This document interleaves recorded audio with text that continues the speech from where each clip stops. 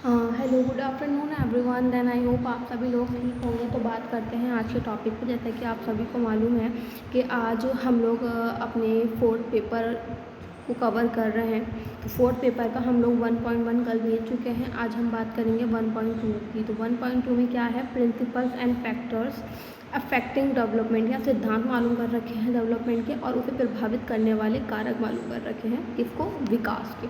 तो आगे चलते हैं और इसके प्रिंसिपल सिद्धांतों को देखते हैं और उसको प्रभावित करने वाले कारक को भी देखते हैं। सबसे पहले अगर मैं बात करूं कि विकास के सिद्धांत यहाँ मालूम कर रखे हैं प्रिंसिपल्स, तो कुछ प्रिंसिपल दे रखा है। विकास की दिशा का सिद्धांत, डायरेक्शन ऑफ डेवलपमेंट क्या है, इसके अनुसार शिशु के शरीर का विकास सिर से पैर की दिशा में होता है।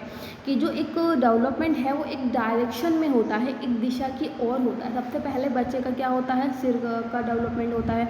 उसके बाद क्या है, नीचे वाले पोर्शन बढ़ते हैं, जैसे हाथ हो गया, पैर हो गया, फिर जाकर वो पैरों पर ख़त्म होता है। इस तरीके से हमारा स्टार्टिंग वाला पोर्शन पहले डेवलपमेंट होता है, बाद में क्या मतलब कि तो सीधी डायरेक्शन में उसका क्या होता है, डेवलपमेंट होता है।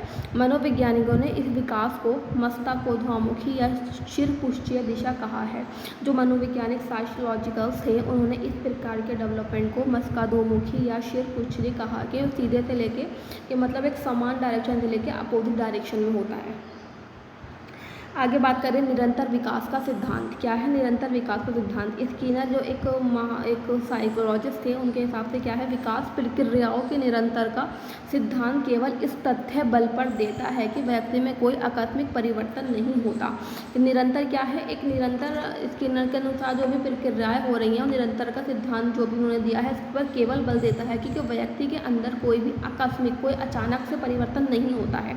विकास क्या है, एक समान गति से नहीं होता है कि वो बराबर इक्वल चल रहा है। कभी वो किसी चीज़ में क्या है, विकास की गति कभी तेज़ होती है, किसी मतलब कि कोई भी अपने डायरेक्शन के हिसाब से किसी पार्ट का जो विकास होता है वो देरी से होता है या धीमे धीमे होता है, और किसी का तेज़ी से होता है। तो इस प्रकार से उन्होंने बात कर रखी कि जो विकास का विकास होता है वो एक निरंतरता के साथ नहीं होता, कभी वो धीरा में होता है, कभी वो तेज़ गति में होता है। आगे बात करें क्या लिखा हुआ है, विकास की गति में व्यक्तिगत भिन्नता का सिद्धांत, कि जो भी आपकी विकास की गति है उसमें इंडिविजुअल डिफरेंस का क्या रोल है। वैज्ञानिकों अध्ययनों से यह निश्चित हो गया है कि विभिन्न व्यक्तियों के विकास की गति भिन्न भिन्न होती है। जैसे कि प्रत्येक व्यक्ति के अंदर व्यक्तिगत भिन्नता, इंडिविजुअल डिफरेंस होते हैं, उसी प्रकार उनके विकास की जो गति होती है वो भी अलग अलग ही होती है।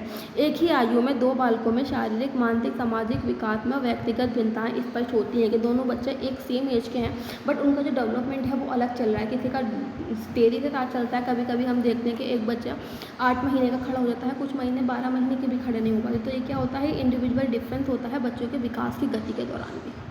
आगे बात करें क्या लिखा हुआ है, विकास क्रम का सिद्धांत। विकास एक निश्चित एवं व्यवस्थित क्रम में होता है। उन्होंने बात की को एक निश्चित और एक क्या है, सीक्वेंस वाइज होता है। उदाहरण, बालक का भाषा एवं भाषा संबंधी विकास एक क्रम में होता है। जब भाषा बालक की बात होती है लैंग्वेज और उसके मोटर डेवलपमेंट की, तो वो क्या होता है, वो एक ही क्रम में होता है।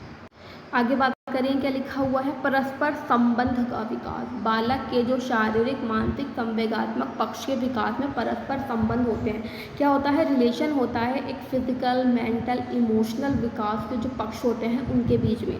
तो शारीरिक विकास बौद्धिक विकास को प्रभावित करता है। जो हमारा फिजिकल डेवलपमेंट है वो हमारे कॉग्निटिव डेवलपमेंट को क्या करता है, इफेक्ट करता है।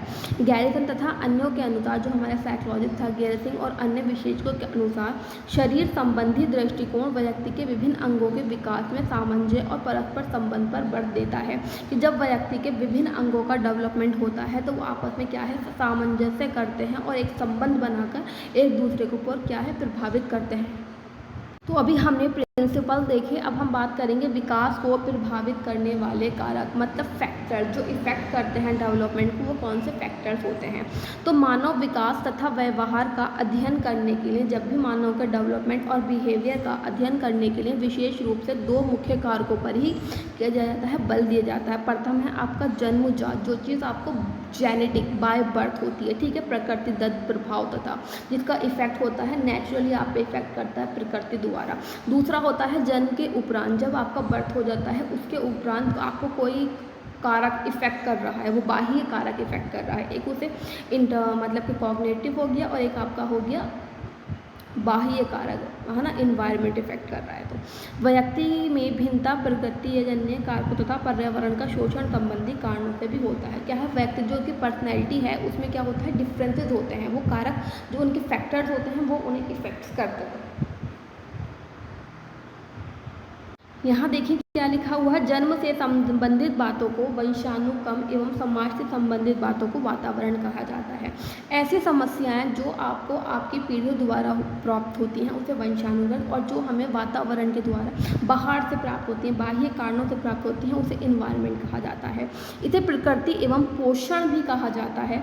वुडवर्थ का कथन है कि एक पौधे का वंशानुक्रम उसके बीज में निहित है और उसका पोषण का दायित्व उसके वातावरण पर है। इस प्रकार विकास को निम्नलिखित कारक प्रभावित कर सकते हैं, चाहे वो अंदर के हों या फिर बाहर के हों, वो प्रत्येक कारक बच्चे के विकास को प्रभावित करेगा। तो सबसे पहले हमारे कौन से कारक प्रभावित करते हैं, वंशानुक्रम।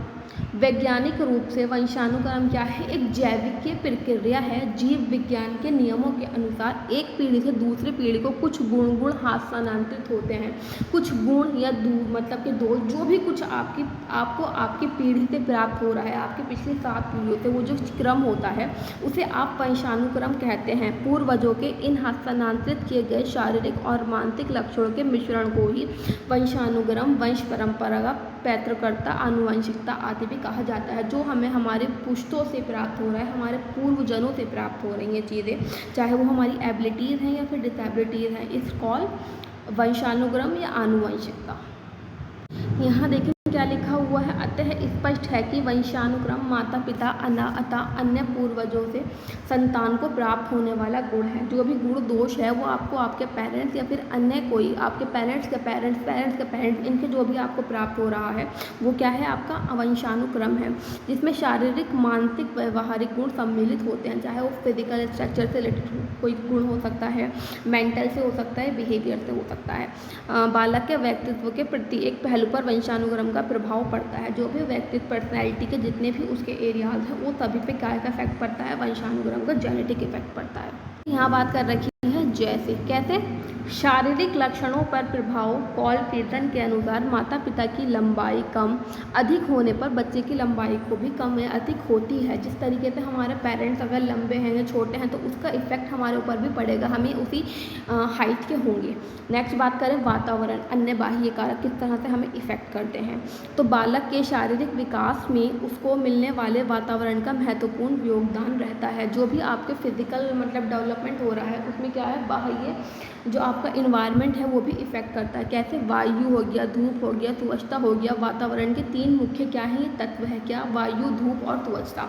तो यह तत्व शारीरिक विकास को प्रत्यक्ष रूप से क्या है, डायरेक्ट या इनडायरेक्ट रूप से क्या कर सकते हैं, इफेक्ट कर सकते हैं।